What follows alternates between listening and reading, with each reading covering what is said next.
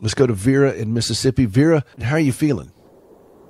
I'm doing okay. How are you? Well, I'm just precious. Thank you for asking. Tell me what's going on with you. Yes, I was calling about my daughter. She's had migraines for years. We've been to we've been to different doctors or whatever. I'm going to make a long story short. And she's had several surgeries like once every year, and she just gets disheartening sometimes, and sometimes I do too, because she's now become addicted to the pain medicine. I'm sorry, I'm driving. She's addicted to pain medicine, and she is. And she'll be talking and doing just fine, but if she has some sleeping pills, she'll just go in there and take all of the sleeping pills all of a sudden, just like, oh, my God, what are you doing? And then when she gets done, she says, well, Mom, I'm just tired of living like this. And it's just migraines, but it is so debilitating. And I try to be that mom that's strong and there for her. And all the time, you know how we do it. And whatever they go through, we go through, because when you love someone, that's what you do. And we're so close together that it's disheartening sometimes when I see her. When I say, well, honey, pray about this, pray about that. And she said, Mom, it's like God doesn't care. It's like he's forgotten me. All of her friends are moving on. She's getting degrees, but she's not getting a job because she's been not able to work. And I'm in the wit's end. Sometimes I get tired. And she is my only daughter. Yeah. I know you get tired, Vera, and it's hard to watch. How old is she? She's 31. She's 31. And you've been to, and your doctors, do the doctors know that she's cranking pretty hard on the sleeping pills? No, they don't. No, she's actually on pain meds too because of no, they don't know anything about that. I've told them a couple of times, and they would talk to her and tell her, well, you don't need to be doing that. And so they don't want to prescribe her anything now to go to sleep with, because she's up at night because she couldn't sleep, and she's going through the pain, and it's just like, it's just run amok. It's one thing, then it's another. And we now, does she live? Does she live with you? Me. Lives with me. Yes. All right. And are you married? I am married.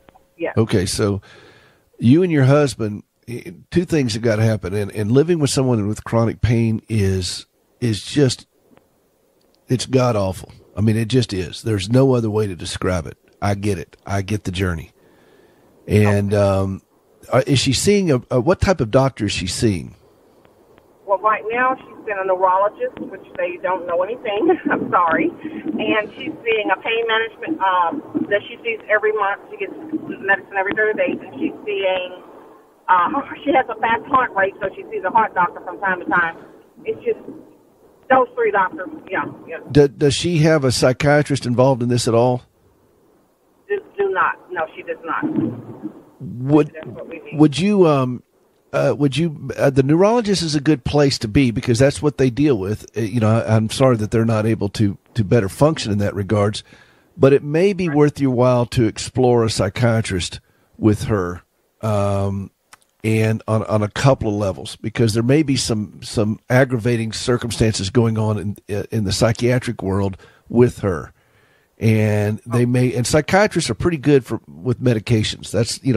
They understand pharmacology pretty well. And that may be a good start for you, but for her, but what about you? What are you doing to kind of help detach yourself from this and keep your own sanity? Exactly. Well, of course, I do a lot of praying. Oh my God. I do a lot of praying, and just trying to stay focused and trying not to get upset at certain things I tell her to do that she don't do. And I'll say, well, honey, don't eat sweets. Honey, don't eat this. Let's don't eat the salt. And I'll find out she's got some cookies in the room and, things of that nature. Then I get angry because I'm like, sugar is bad for you. But what I do is I continuously to pray, and I do work. So I get a break there. And then sometimes it would be like she would call me just in the middle of the night. She'll text me in the next room, and she'll say, well, Mom, I'm hurting, or I don't feel good. And I said, well, honey, we don't have any more pain pills. I said, just listen to the word. Well, listen, let's do a couple things. One of them is diet does play a role in this. And if she's doing those kinds of things, you're not responsible for that kind of stuff, okay? The migraines you don't have any control over, but also her bad choices of what she's putting in her body. And if she's texting you in the middle of the night, you might want to turn your phone off. because setting boundaries with her is going to be a real challenge, I'm thinking. And she's gotten pretty used to having somebody at her beck and call do everything for her. And, that's the, I get that, but she's not going to necessarily be able to get out of this, but she's got to learn how to live better with it. I live with somebody in chronic pain who's never known a day without it since 1983. And, my God. I've seen the MRIs, I've seen the x-rays, and I'm smart enough to know what they mean. And her body is just broken. And Gracie learned a long time ago that she's not going to be able to get out of this, barring something from Jesus that we're not seeing. And so she's got to learn to live with it in a healthy manner. But so do I, and so do you, Vera. And you're going to have to take your hands off of some of this and let it be what it's going to be. And she's 31 years old, and other than migraines and pain, she's still an adult. And she's going to have to deal with life as an adult. Because if something happens to you, who's she going to text in the middle of the night? Oh, my God. I don't know. That's a good question, isn't it?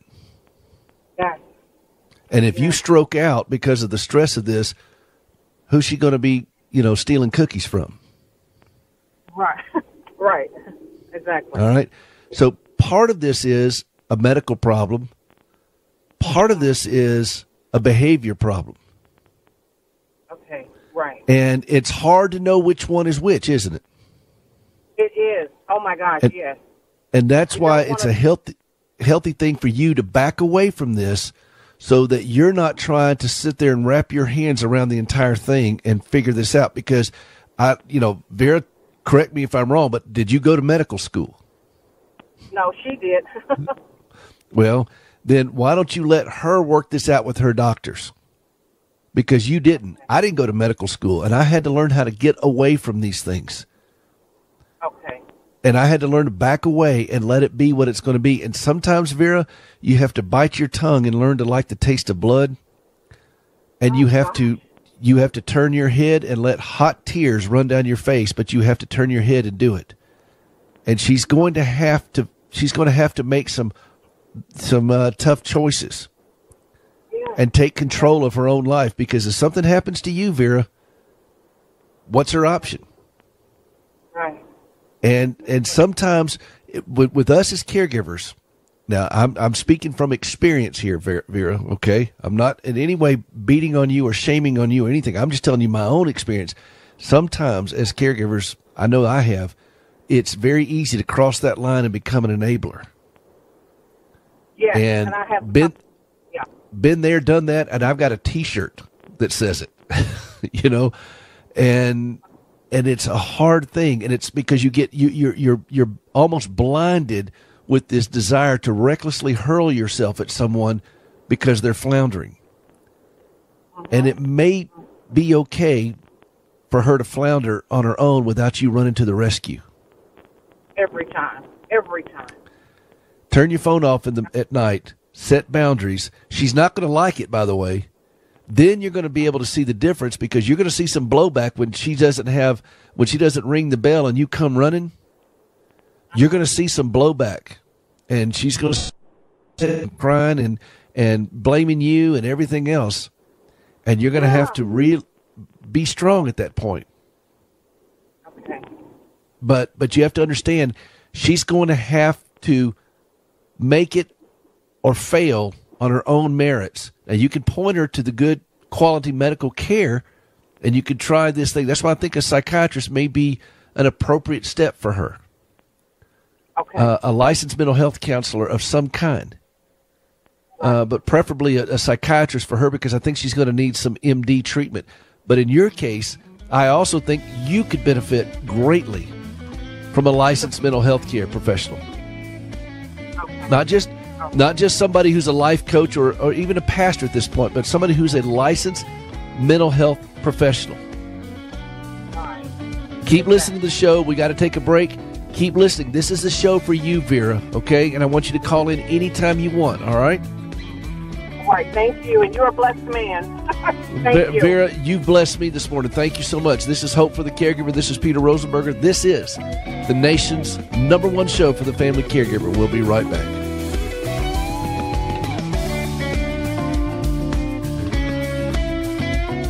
Have you ever struggled to trust God when lousy things happen to you? I'm Gracie Rosenberger, and in 1983, I experienced a horrific car accident leading to 80 surgeries and both legs amputated. I questioned why God allowed something so brutal to happen to me, but over time, my questions changed, and I discovered courage to trust God. That understanding, along with an appreciation for quality prosthetic limbs, led me to establish Standing with Hope. For more than a dozen years, we've been working with the government of Ghana and West Africa, equipping and training local workers to build and maintain quality prosthetic limbs for their own people. On a regular basis, we purchase and ship equipment and supplies, and with the help of inmates in a Tennessee prison, we also recycle parts from donated limbs. All of this is to point others to Christ, the source of my hope and strength. Please visit standingwithhope.com to learn more and participate in lifting others up. That's standingwithhope.com. I'm Gracie, and I am Standing with Hope.